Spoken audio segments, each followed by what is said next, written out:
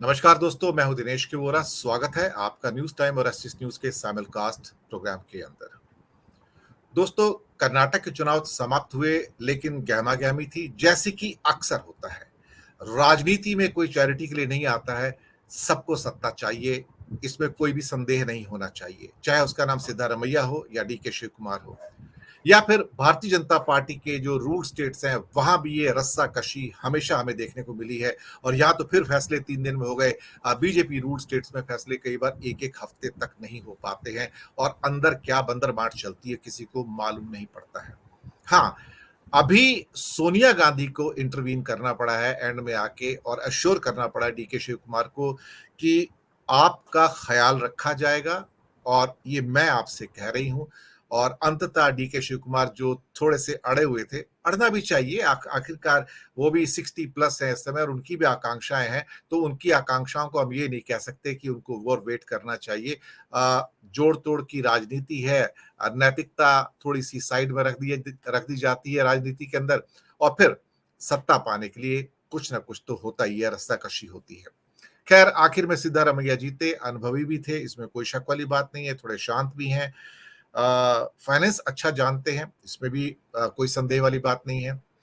लेकिन अभी इनके सुशासन की यात्रा प्रारंभ होगी, और हिमाचल से शुरू हुआ रथ 5 गारंटी वाला, जिसमें महिलाओं को प्रति महीने कुछ ना कुछ देना। वो एक हो सकता है कि ये मानदेय 2,000 रुपए है, 3,000 रुपए है, अनएम्प्लॉयड को कुछ ना कुछ देना।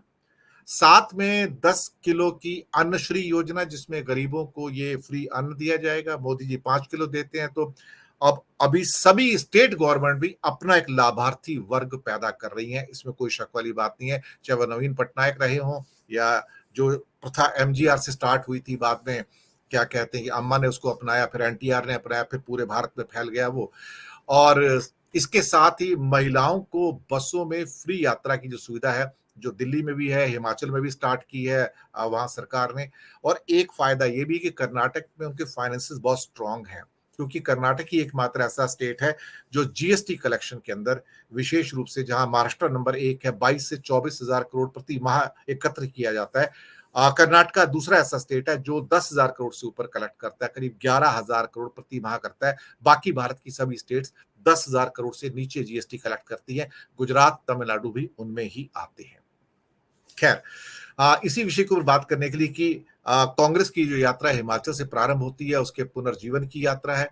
और शायद कुछ जो क्षेत्रीय रीजनल पार्टी जो कांग्रेस से निकली हुई हैं, ममता हो गई, अखिलेश हो गए, या फिर इसके अलावा केसीआर हैं, या आंध्रा में जगन रेड्डी हैं, इनमें इनसिक्योरिटी व्याप्त हो गई है कि ये अब हमारी जमीन शायद हो सकता है हम वापस गवा दें, क्योंकि कांग्रेस जिस स्ट्रांग रूप से सामने आई है, वो वास्तव में भौचक्का करने वाली है। लोगों का विश्वास राहुल गांधी के अंदर बढ़ रहा है, और अब उनकी खासतौर से जबकि अमेरिका यात्रा भी आ रही है, तो वो भी भारतीय जनता पार्टी के अंदर एक किस्म का इकरार पैदा कर रही है। लेकिन अब ये तय हो गया कि सिद्धारमैया है। हालांकि गोदी मीडिया के बहुत सारे चैनल्स ने दुष्प्रचार में कोई कमी नहीं रखी है, और पिछले 2-3-4 दिनों से जिस ढंग का विश्व प्रचार चल रहा था उनके चैनल्स पे कि सिद्धा वर्सेस शिव कुमार और कर्नाटक बर्बाद हो जाएगा इनके लिए, मैं देख के हैरान होता था कि किस किस्म का प्रचार तंत्र वहां पर कार्य कर रहा है।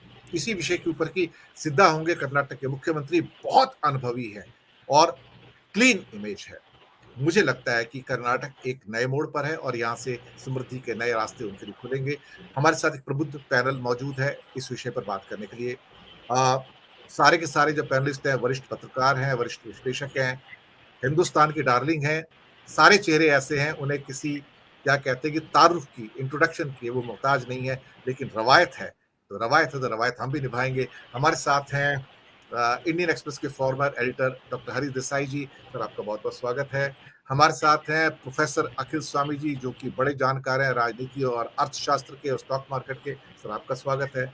हमारे साथ हैं वरिष्ठ पत्रकार संविदात्मक मिश्रा जी, सर आपका बहुत बहुत स्वागत है। और हमारे साथ हैं वरिष्ठ पत्रकार नागपुर से विवेक देशपांडे जी, वो भी फॉर्मरली इंडियन एक्सप्रेस से हैं। आपका भी बहुत बहुत स्वागत है विवेक देशपांडे। सबसे पहले हरि भाई आपके पास ही आता हूं मैं।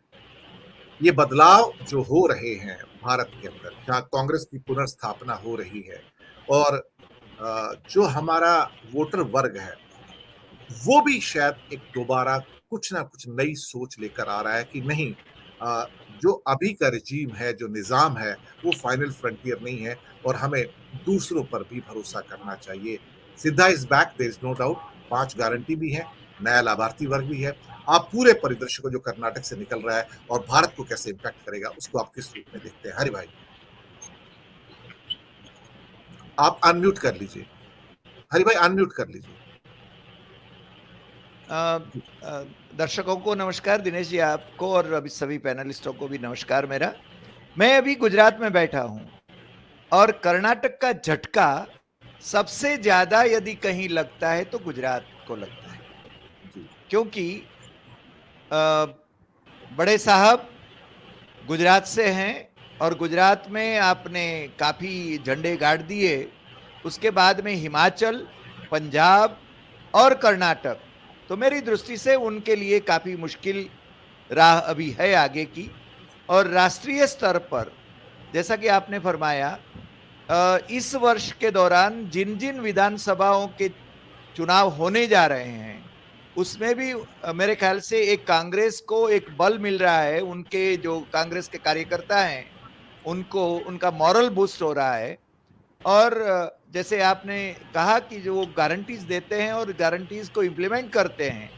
खैर, राजस्थान की यदि बात करें तो पायलट का एक अलग ही किस्सा है, मगर अशोक गहलोत ने जिस प्रकार से वहां पर शासन चलाया है, मैं तो ये मानता हूं कि यदि पायलट वहां पर ज्यादा गड़बड़ न करें तो वहां कांग्रेस की सरकार दोबारा रिपीट हो सकती है। हालांकि वहां पर हर 5 साल में सरकार बदलने का एक दौर था, मगर वो केरल में और तमिलनाडु में वो दौर टूटा है, वो हम जानते हैं। तो मुझे लग रहा है कि आने वाले दिनों में मध्य प्रदेश का चुनाव होना है, छत्तीसगढ़ का चुनाव होना है, महाराष्ट्र और राजस्थान का भी चुनाव होना है। और कर्नाटक के जिस प्रकार से कर्नाटक के माहौल को हमने देखा और भाजपा से जिस प्रकार से हिजरत शुरू हुई कांग्रेस की ओर, तो और राज्यों में भी उसका असर हुआ। जैसे छत्तीसगढ़ में भी हमने देखा वरिष्ठ नेता जा रहे हैं, मध्य प्रदेश में भी जा रहे हैं और अन्य राज्यों में भी इसका असर तो पड़ना ही है। और मीडिया की जो मेनलाइन मीडिया है उसकी बात तो छोड़ देवें, क्योंकि वो तो उनके आका जो बताएंगे वो ही करेंगे। मगर मुझे लग रहा है कि लोकसभा चुनाव के लिए जनाब को काफी मुश्किलात का सामना करना पड़ेगा। उसका पहला चरण तो आज ही शुरू हो गया है कि लॉ मिनिस्टर को बदल दिया गया, क्योंकि जुडिशियरी से जिस प्रकार से उनका टकराव चल रहा था तो उसका जरा सेटलमेंट करने का शायद इरादा उनका हो, ऐसा हमें आज लगता है। और आने वाले दिनों में भाई साहब भी अभी बहुत जोरों से प्रचार में लग गए हैं और उनको लग रहा है कि उनका जो ढलान पर है, उनका जो करिश्मा जो ढलान पर है, वो अब साबित हो चुका है। क्योंकि कर्नाटक में भले ही औरों को वो जिम्मेदार ठहराएं, मगर उन्होंने अपने कंधे पर सब कुछ लिया था। इसलिए मोदी जी का जो ये आइकन जो थे मैं कह रहा हूं, वो उतना प्रभावी 2024 के मई में नहीं होगा, ये उनको लगना स्वाभाविक है। दिनेश, हरि भाई एक सवाल और है। जिस दिन इलेक्शन रिजल्ट्स आते हैं उससे अगले दिन मुंबई के एक बड़े न्यूज़पेपर में, टाइम्स ऑफ इंडिया में, मेजर हेडलाइंस आती है, स्टेट गवर्नमेंट्स के फाइनेंसेस खतरे में हैं क्योंकि ये लोग रेवड़ियां बांट रहे हैं। मोदी जी अगर किसान सम्मान निधि देते हैं तो रेवड़ी नहीं है, मोदी जी 5 किलो अनाज देते हैं तो रेवड़ी नहीं है, साल में 3 उज्ज्वला के सिलेंडर देते हैं तो रेवड़ी नहीं है। लेकिन कांग्रेस अगर महिला सम्मान निधि देती है किसानों की जगह 2,000 रुपए महीने की या 1,000 रुपए महीने की, तो वो रेवड़ी है। अगर कांग्रेस वही सिलेंडर 1-2 फालतू देती है उज्ज्वला की तरह, तो वो रेवड़ी है। अगर वो महिलाओं को बस में मुफ्त यात्रा की सुविधा देती है तो रेवड़ी है। यानी कि आपकी रेवड़ी रेवड़ी और मेरी रेवड़ी वेलफेयरिज्म। ये माजरा क्या है हरि भाई?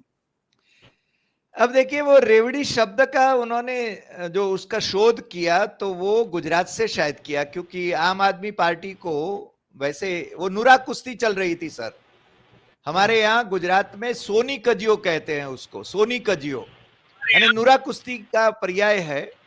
तो आम आदमी पार्टी के लिए वो रेवड़ी शब्द प्रयोग कर रहे थे। आम आदमी पार्टी सब मुफ्त में दे रही है, ऐसा है वैसा है। मगर इसका उत्तर मैं एक ही दूं कि 140 करोड़ की जनता में से 80 करोड़ को आप मुफ्त का राशन देके उनके वोट बटोरने का काम कर रहे हो, तो ये क्या रेवड़ी नहीं है? यानी ये मेरी दृष्टि से इनका दंभ है और वोट बटोरने का। अब उसका असर नहीं हो रहा है, मेरे ख्याल से वोटर्स जागरूक हो रहे हैं। और कर्नाटक के तो लोग गुजराती नहीं हैं, गुजरात की जनता इमोशंस पर आकर हमारे सपूत हैं ये मानकर शायद वोट दिए, और आम आदमी पार्टी ने भी काफी मदद करी उनकी यहाँ पर। मगर कर्नाटक के लोगों ने जो वोटिंग किया उसमें उनका खेल किरकिरा हो गया है, इसलिए अब रेवड़ियों वाला खेल नहीं चलेगा। आपने ठीक ही फरमाया, वो रेवड़ी देवे तो वो रेवड़ी नहीं, ये कांग्रेस देवे तो रेवड़ी। तो ये तो मेरे ख्याल से आप तो अर्थशास्त्र के निष्णात है, विशेषज्ञ हैं, तो आप तो भलीभांति कर्नाटक की इकोनॉमी भी जानते हैं और जीएसटी की आय के बारे में भी जानते हैं, तो उसका कितना असर पड़ेगा वो आप बता सकते हैं दिनेश जी। हरि भाई, मैं कोई विद्वान नहीं हूं, मैं तो छोटा मोटा